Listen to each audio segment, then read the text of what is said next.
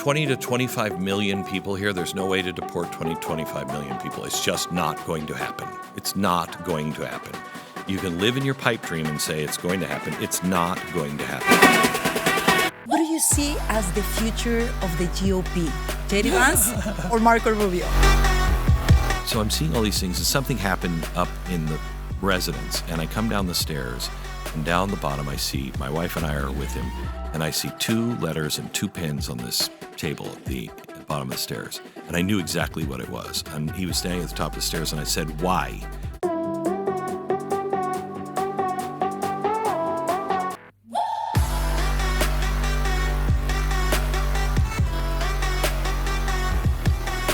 Welcome to a brand new episode of Fierce Talks. We have an extremely special guest today. Glenn Beck is a distinguished American media personality, political commentator, and author. He's best known for his influential conservative talk radio show, The Glenn Beck Program, which ranks as the 2nd highest rated in the U.S., making him one of the most listened to figures worldwide.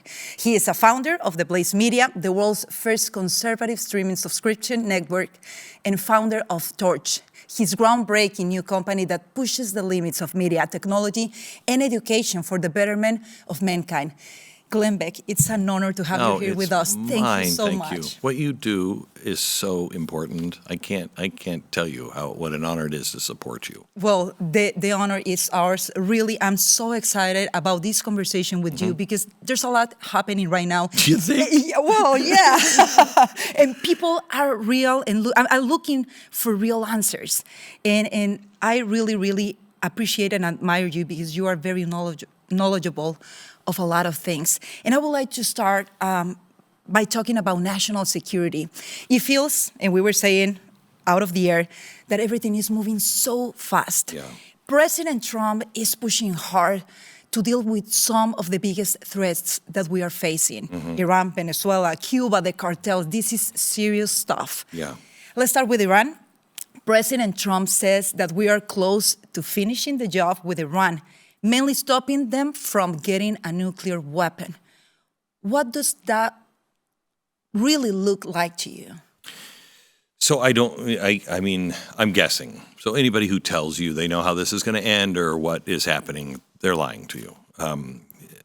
And so I don't come off as anybody who has any special insight. Let me just tell you what I think. I've been watching the president closely for many, many years, and he is trying to change the entire system of the globe, the way it was set up in 1945 after the war. It no longer works. And so he is pushing us into a new era. And so all of our former alliances, all of these things, he is pushing and breaking if they have to be, if they no longer serve us. And he is putting America first, but he's also putting the Western Hemisphere first.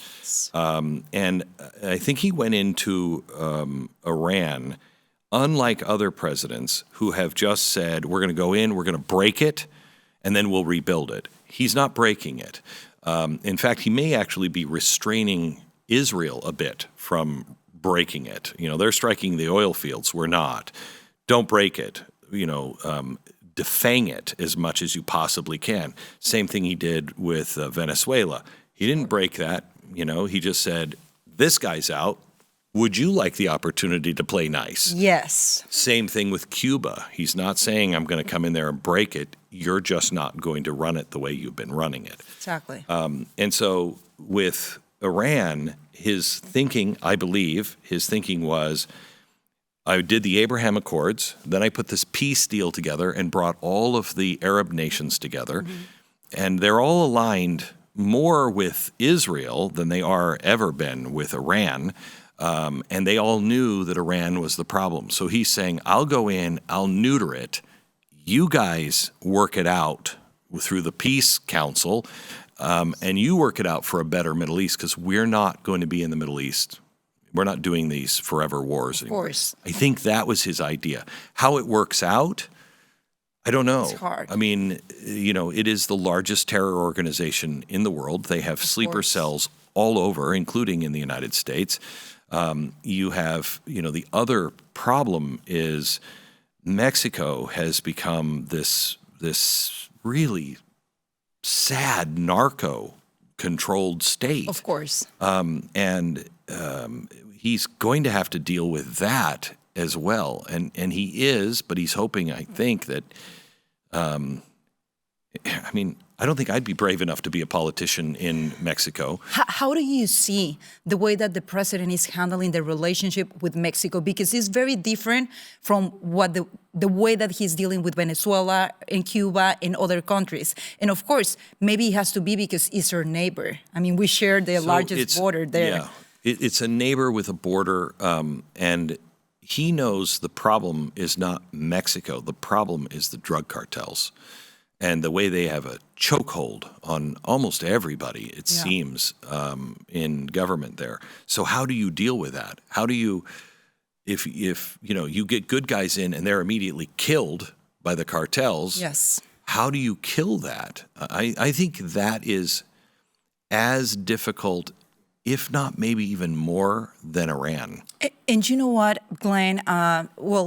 Mexico is supposedly a democracy, but then you have the cartels killing the candidates. I know. So you don't really have. I know. So Mexico is such a great place, and in my lifetime, I've just seen it go, and to the point to where they always had cartels and drug problems, but it wasn't like this. Yes. And back around 2003, 2005, it started getting really scary, and then they started bringing in people from Al-Qaeda, from Hezbollah, from Hamas, and they started adapting some of those tactics as well. And then some of these cartels are just evil, just absolutely evil. So how does the United States have our border up against that? Of course. And I think he started with Panama. Let's get China and Russia out of Panama. He's doing that with Cuba, did it with Venezuela. He's taking care of, I think, the easier ones. Yes. And hopefully he'll be able to surround Mexico, and it'll be a stronger region. Of course. Where we can all kind of stand together and say, how can we help you stop this? Of course. Of course. Going back to Iran for a moment, how do you see when it comes to their nuclear program, should we destroy it? Should we just try to control it? If that even realistic? And I'm talking about, for example, the enriched uranium that is underground right now. So, because that will be very challenging. He said something important. He said, there will be no boots on the ground. Well, except in certain cases. And what he meant by that was, we are going to have to put airplanes and men down on the ground with scientists, find that uranium and get it out of there. Well, I was reading a report from the Wall Street Journal about it, and they said, according to a special military former personnel, that it will take about 1,000 troops on the ground to do that. And, like a lot of resources. Are we willing to do that? Is that worth it? So something I've been thinking a lot about. I think Islamicism, the radical worst parts of political Islam, it's here in the United States, it's all over Europe, it's in the Middle East, and look what it has done to the Middle East. It has destroyed the Middle East. And they are serious about global caliphates. And we sit here and we dismiss it. We think we can keep kicking the can down the road. It's a cancer. And we have denied that there's cancer in the body since 1979. And it's now in all of our organs. It's in our institutions. It's in every country. It's all over the globe. Europe is going to fall. Yeah. Okay? It's falling right now. It's falling. And it has maybe one chance to get out, but you better hurry. How about here inside of the U.S.? Do you think we're still in time to address that threat, and how should we handle it? So I'm doing a special this week on this subject, and I've asked every scholar we can find on that. They all answer the same way. Either it's too late or it's almost too late. I don't believe anything is too late if we really dedicate ourselves, but we don't have time to say, let's talk about this a little bit more. Should we pull up? I know that's a mountain coming our way. Should we pull up? How much should we pull? Grab the yoke and pull it up, okay? Yeah. But in a practical way, how? I mean, we have a lot of... pass anti-Sharia laws right now. That has to happen. Pass anti-Sharia laws. This is a threat to every faith on earth. This will eradicate Christianity. This is the crusade. They have not left that time period. This is exactly what they were doing to Europe during the Crusades. The Crusaders saw, look what's happening. Now, you can talk about the politics back then. We don't have to become that to fight it, but you must push it back. You have to. We can't have weapons, nuclear weapons in the hands of Islamic extremists. Iran is different than other Islamic. These are Shia 12ers. They believe in the 12th Imam. If you read the Hadith about the 12th Imam, it is almost as if the book of Revelation was taken and somebody said, let's really freak the Christians out. Let's make their bad guy our good guy and their good guy our bad guy. You know what I mean? It is the end times of book of Revelation in their book, okay? But it's the opposite. And you know what, Glenn? Yeah. What you are describing to me, I see that kind of happening right now in New York. Who would have thought that after 9/11, we will have a Muslim major, praying with other Islamic members of the community after what happened in New York? So I wouldn't have a problem if it wasn't that this was Muslim Brotherhood, that this is the extreme ends that are involved in this. I don't have a problem with anyone's religion. But the minute your religion says, destroy the West, end the Constitution, that Allah is everyone's God, or we have a right to enslave you because you're a woman, we can kill you because you're an infidel, that's evil. That is evil. And what we have going on, we have to take out those weapons from the 12ers. But you're looking at a Europe that already has nuclear weapons. If they don't hurry up, they will lose their states to Islam. They will be controlled by Islamists, and they will have nuclear weapons. Well, they have now several elected officials that are Muslims. And let me ask you this before going to the break. Do you think that the position of the NATO in denying support to the U.S. in this conflict has to do with their Islamic immigration? Absolutely it does. Absolutely it does. They are afraid of their own population. And NATO's over. I mean, Trump was ahead of this again. The alliances that we made in 1945 no longer work. And unless, this is why Rubio and J.D. Vance went over to Europe and gave those speeches and said, look, you've got to stand for the things the West has always stood for. Yes. Otherwise, we can't help you. Exactly. And if they don't turn around soon, they're just not.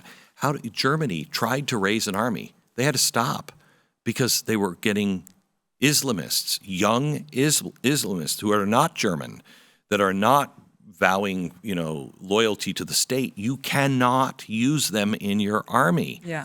If they're not German, and I don't care what you look like, where you came from, any of that. Are you in that country because you want to be like those people in that country, yes, following the laws of that country? If you're there to usurp it for a theocracy, you cannot be in the army. Yeah. That reminds me of one of the recent terrorist attacks here. I think it was the one in Austin, Texas, where the guy, I don't know if it was the Austin, Texas, or no, I think it was the Old Dominion University guy, yeah, who was part of one of the armed forces. Yes. National Guard. He was yes, part of the National Guard. Yeah. And then he attacked because at the end he showed his true beliefs, correct, who he really was. And it reminds me of something that Machiavelli used to say. And he used to say that when we should address evil before it's noticeable. And sometimes when it is noticeable, it's too late. I just hope it's not too late for the United States to address this threat. We were talking before we went on the air, and this may sound crazy to some people, and that's okay. And people have said this for thousands of years, so I'm not saying it is. But we may be privileged enough to be witnessing the beginning of the end times. I mean, the army of Satan, you could clearly see the Hezbollah, Hamas, the way they behave. That is how the army of Satan would manifest itself, I think. And there is a global power that is wants that kind of state, which is antichrist in all of its beliefs and all of its behaviors. It's undeniable. There is evil sweeping the earth, not just there, but it's sweeping the earth like I've never seen before. And unless people who believe in the Judeo-Christian values, that understand that man was created by God in his image, he has a right to be free. If we don't stand up, we are going to lose. We are going to lose. That's right. That's right. I agree 100% with you. Well, we've got a lot more to cover when we come back. The Latino vote, the midterms, and why they could decide the future of this country. Stay with us.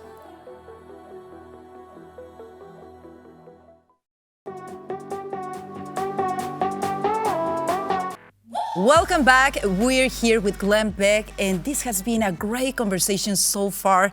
Let's talk now about foreign policy closer to home. President Trump literally shifted focus to our own hemisphere, targeting regimes and criminal networks that directly impact the United States. From Venezuela to Mexico to Cuba, this is all about national security in our backyard. Do you think Americans really understand how critical this is? No, they have no idea. I'm so disappointed in the American people. They do not understand. Donald Trump is a big vision guy. You know, when I was living in New York, he started building this whole community right on the east, I can't remember the name of it, but the highway there on the West Side Highway. And it required him to put the freeway underneath, right on the water, underneath the water, build all of these towers, build parks and everything else. He is a big vision guy that pulls things off that nobody else does. He has a huge vision, and he knows what's coming. And he knows if the West doesn't stand together in this hemisphere, we will be picked off one by one. We don't have a chance. You got to have this hemisphere together. Yes. And we are living in one of the most exciting times. I never thought I would see a free Cuba. It's coming. I know, it is. It is coming. After 70 years. I know. And it's so great. Venezuela. Yeah. You're going to see freedom again in Venezuela. Yes. The things that are happening are miraculous and marvelous. Yes. People in America, they don't get it. They just don't get it. They don't see it. I mean, some do, but they're more concerned about what are groceries costing me. And I understand that. That is important. But what will groceries cost you if you don't protect the hemisphere and figure out how the world is going to be working in the next 100 years, not the last 100 years. Everything else is a Band-Aid. Yes. And you know what? I mean, honestly, we experienced higher inflation under Biden for nothing. You know, at least if we are paying now a little more for gas. Yeah. I mean, it's worth it. It's still, it's still not it's hard to afford life, but it's not if you talk to somebody who's come from anywhere south of our border and it's working here. You know, they're working here and they're like, I can make money here. I can live here. So it's not where it should be, but it is getting better. But it will only get worse if we return to the policies that we were at. Absolutely. And I want us to talk about politics. So midterms are around the corner. Yeah. As you know, Latino votes supported President Trump in historically numbers the past presidential election. However, what we've seen right now is that Latino vote is not attached to either party anymore. Good. They shouldn't be. They shouldn't. They shouldn't be. You Yes. should always stay neutral. Yes. Make them earn your vote. Of course. So what do you think Republicans should do to keep and grow that support from the Latino community? One of the things that has to happen is there has to be better communication, I think, to the Latino voter that we're not anti-Latino. We're not coming after you. We're getting the drug dealers, the murderers, all of the people that made your country unlivable and now this country unlivable. We're saying, get out of here. And so I think it must feel like, I don't know, but it must feel like we're just coming after all of the Latinos. We're coming after, but we're not. We're not. It is a very targeted, strategic ICE operation. It's not coming after, somebody who's just coming to school it's finding the people who are damaging us. However, do you think there's maybe been a couple of mistakes or mishandlings? Yeah, of course. And unfortunately, like the leftist media and mainstream media always highlight those as the rule. Because I agree with you, like most of the people in the deportations are criminals. And it's ironic to me that we saw that happening under Obama and nobody protested ICE. Nobody said anything. Clinton deported more people than Trump has done in both terms. Nobody said anything. So let's be realistic. If there comes more deportations, and let's say that this administration is able to deport 4 million people, what the priority should be for that? Of deporting people? Of deporting people. Maybe, of course, criminals, national threats, maybe immigrants that don't assimilate or I think share. if you're a national threat, a threat to your community, you've been arrested, you're a criminal, you are not assimilating. Quite honestly, if you're an Islamist, if you are from a country that is deemed a terror country or an enemy to the United States, I'm sorry, I think you should go away. And come back through the front door and we can talk about it. But no, we have too many people here that despise America, hate America. Also, if you're just living off of welfare. Yeah, if you're just living off of it, I'm doing a special up in Ellis Island, and the immigration laws are such that I was going to have the president swear people in as new citizens at Ellis Island because it's for part of the 250. But we can't do it because of, all kinds of red tape. But we are going to swear in new citizens, just not at Ellis Island. The story of America is people come, they're oppressed. People who live here say, I don't like all these people coming here because they're changing things. And then you get over it.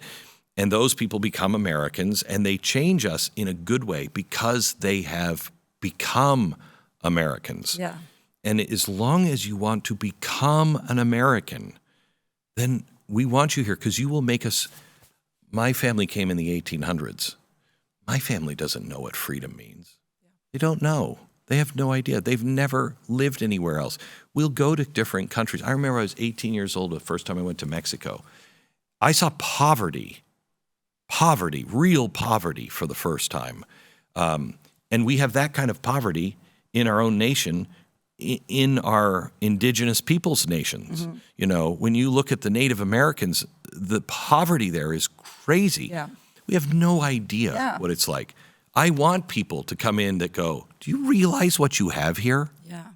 And you know what, Glenn, I'm so glad that you are saying that because honestly, for a lot of us that have immigrated from Latin countries, we see the difference and we love America because of that.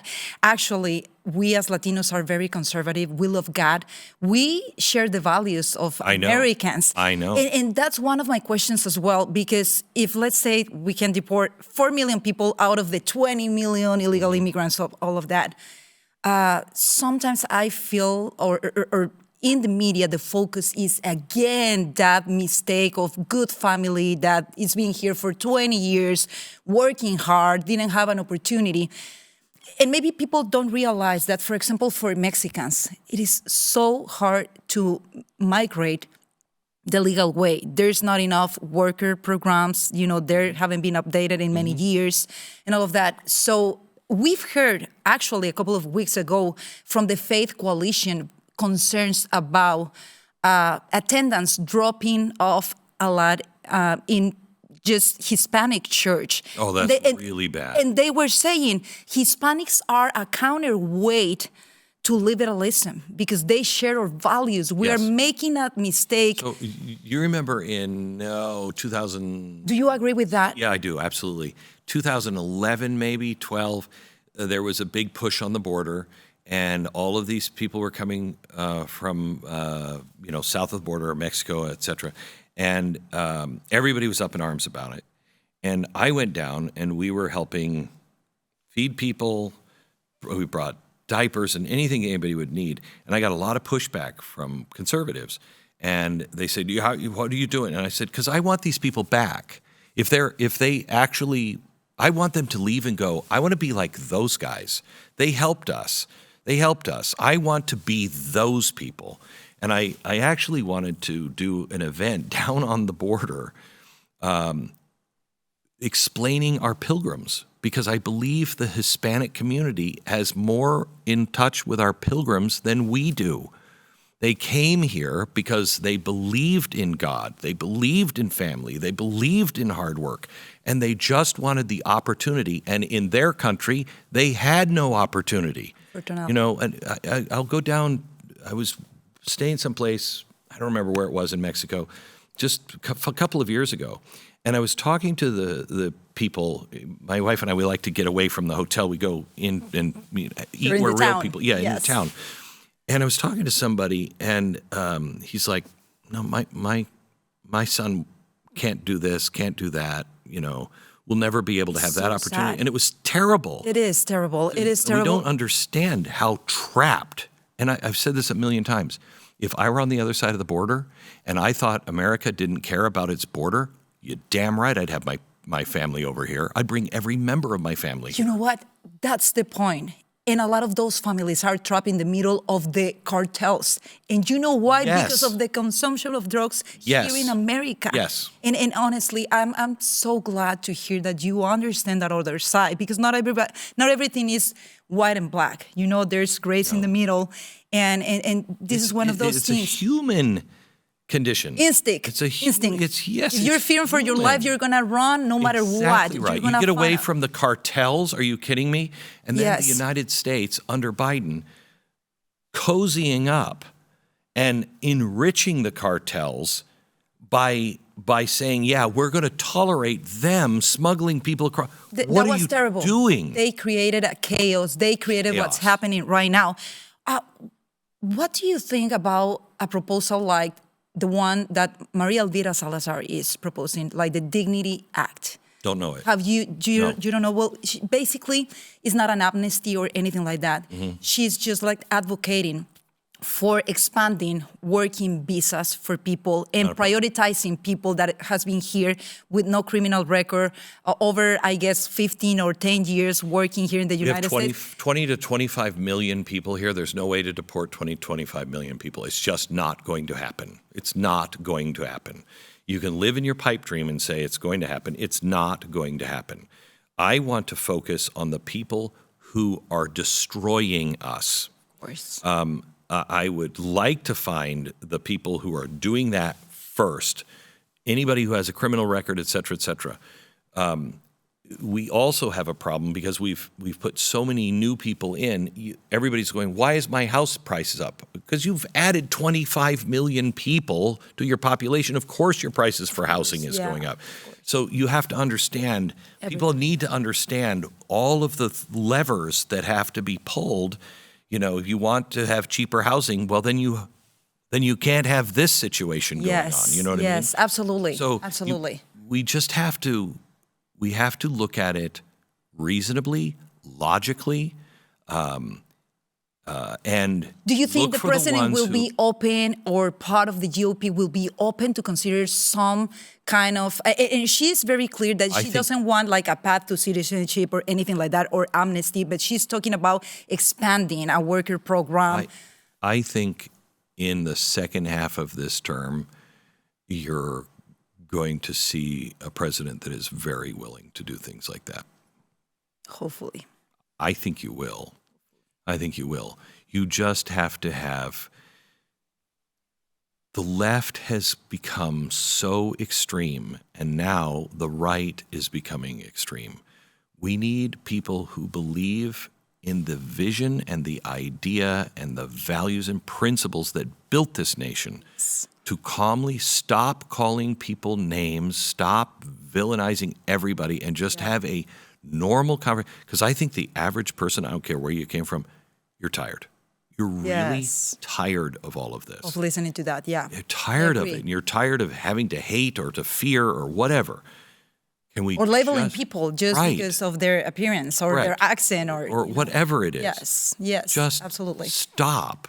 Let's just have reasonable conversations, because I think we all, in the end, want the same thing. We want to raise our kids. We want to be safe. We want to have a future. We want to have a future for our kids. We want to have our faith. Absolutely. That's very important. It's time for another quick break. Okay. Let's look ahead. The next presidential election is already taking shape. Who do you see as the future of the GOP? JD Vance or Marco Rubio?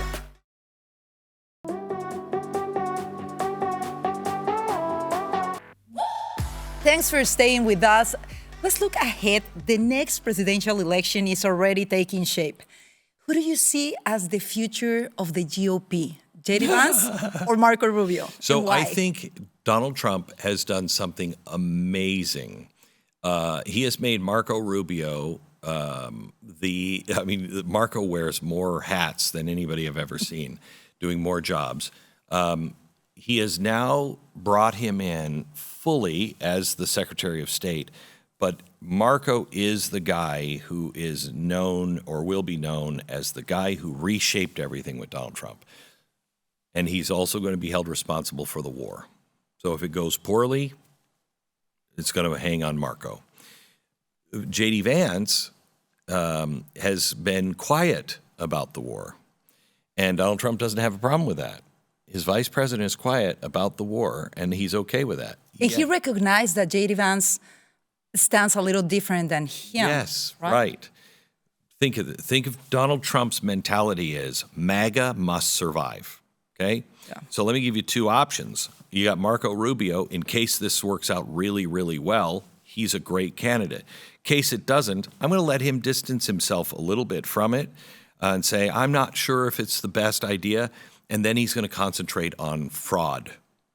Sure. And that will be a big selling point, especially going after people like Gavin Newsom.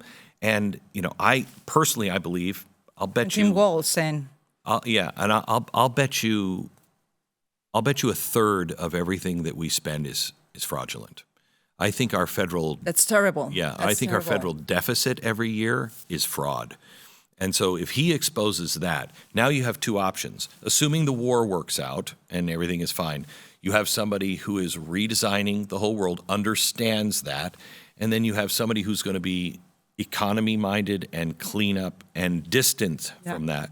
So I think Donald Trump has set up brilliant. brilliantly the brilliant. choice, whichever way it goes. But who will Glenn Beck choose? Oh, I don't ever do that. I don't ever do that. I will tell you this. I'm living in Florida, part-time in Florida, part-time here. I was just with DeSantis, Governor DeSantis, who I think is exceptional as a governor. And I said to him, I said, look, I'm sure you're going to run for president, and that's great, and I'd vote for you. I'd vote for any of those guys. But he's now timed out in Florida. Would he consider coming here and running for governor of Texas when his term is over. And I heard a lot of Texans say, oh, he's not a Texan, he can't do that.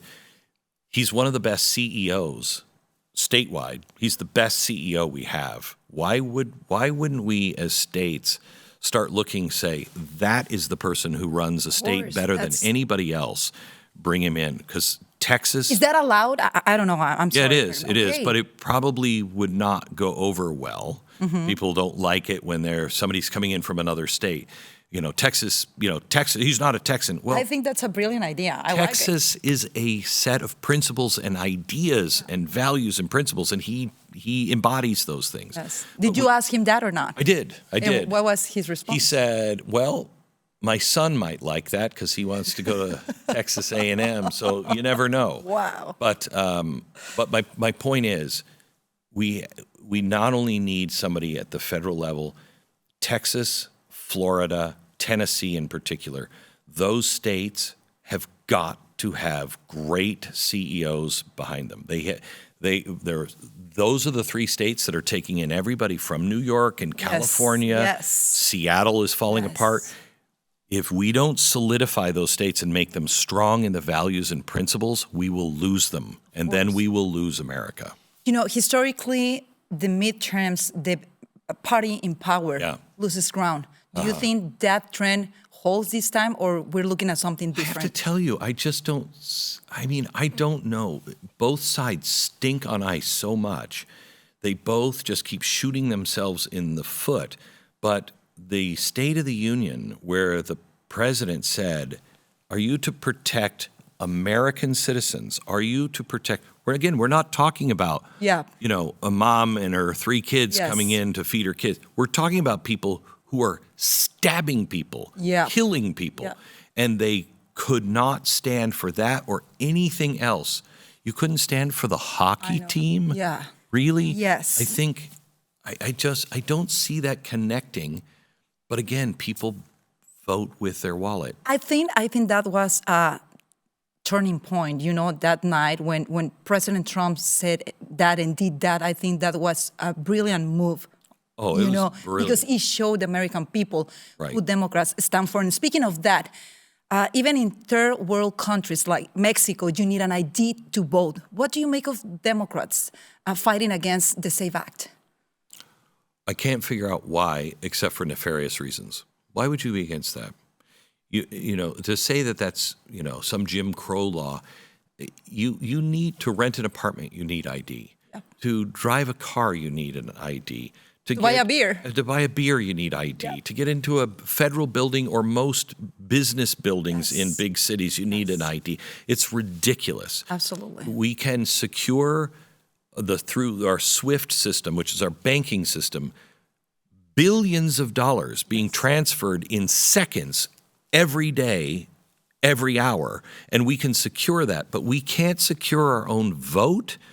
That doesn't make any sense. That's crazy. It's crazy. Honestly, it's crazy. Yeah. Glenn, we're battling a lot of misinformation these days, and I know that you launched... It's getting worse. Yes, it's getting worse, but you recently launched The Torch.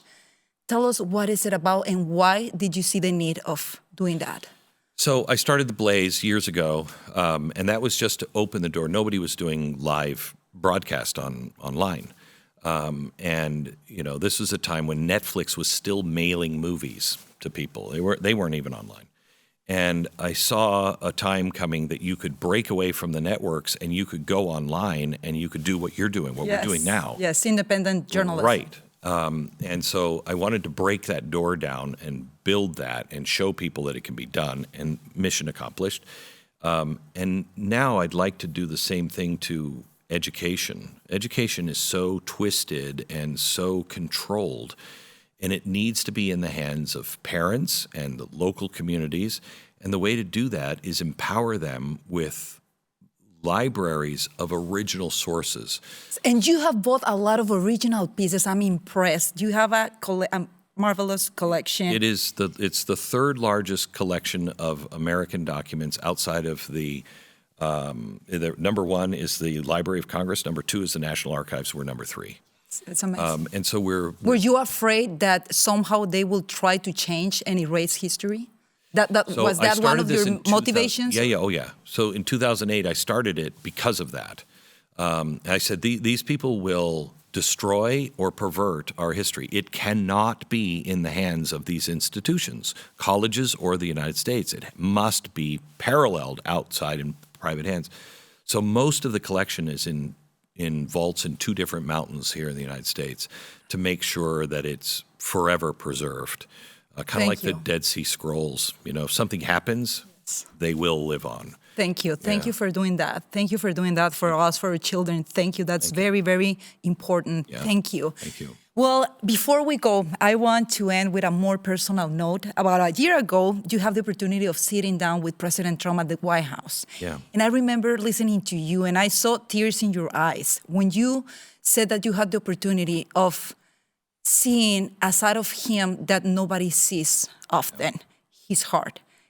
Can you tell us about that side of Donald Trump? So, believe it or not, I was in the residence upstairs, and he was like a kid. He was so in love with the things that he had learned about American history, and he was taking me all through the White House, and it was an amazing experience. Oh, Glenn, you got to see this. Got to see this. We're in one place, and he's like, "Oh, have you seen the Gettysburg Address? I have it upstairs. You got to see it."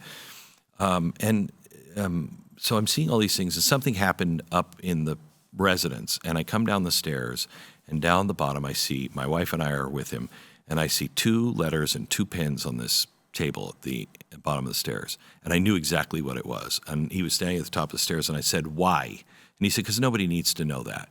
And I said, "Please," and it was a non-disclosure, "please, that is exactly what people need to know about you." And he said, "No, it's weakness." He believes that soft side of him is weakness for some reason. But I will tell you one thing that I saw that was not covered in that. And I don't know if I've talked about this. I did the interview, and while we were sitting there, right there, my wife was standing right to his side. And as he was sitting forward, his coat pulled up over his back pocket. And he had a stack of $100 bills about that big. And I know presidents, they don't carry a wallet. They don't need money, okay? Somebody, that's all charge, everything. Take care of it. They don't see a bill ever. And they pay it at the end of the month. And he's sitting there, and my wife actually told the camera people, cover that. He's got a stack of $100 bills. Why would the president have that? My feeling, I don't know this for sure, he was going from this to a meeting with all of these war heroes, wheelchairs, really wounded warriors. I don't know this to be sure, but I will tell you my guess is he brought that stack of money to hand it quietly to each of them, say, just take care of yourself. That's the kind of guy he is, and nobody sees it. Nobody sees it. When he was shot, I asked him off air, what were you thinking? When you were down on the ground, you had a pile of Secret Service agents on you, and you're hearing shots continue to go. What were you thinking? I would be thinking, how do we get out of here? Okay.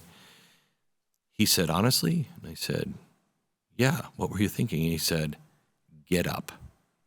Get up. You're running to be president of the United States. You are not afraid of these people. Get up. And that's why he got up and he said, fight, fight, fight, to show he's not afraid of this. That's one side of Donald Trump that is fearless. There's another side that nobody sees, that he is preserving American history and doing things that no one will know about. And he's doing it all with his own money, and he does not want any recognition for it. And someday, hopefully, people will write about him, the true person he was behind the scenes. Absolutely. Well, thank you so much for sharing that with us. Yeah. I really hope that people realize that before it's too late. because everything that he's doing right now, not only for America, but for the Western Hemisphere, for the Western civilization, is crazy. He couldn't be retired and enjoying his life. Yes. He's a billionaire already. Yes. They will build statues of him in Cuba, in Venezuela, in maybe, hopefully, Iran. They will build statues of him all over the world before they build one here. We don't see what he is really doing. That's so sad. So sad. That's so sad. We hope that changes before it's too late. Yeah, me too. Thank you so much. Glenn Beck, thank you. Thank you for your time, your insight. Thank you for being with us. Thank you so much. I really appreciate it. This has been wonderful. It's been a truly blessing, truly a blessing for us. Thank you.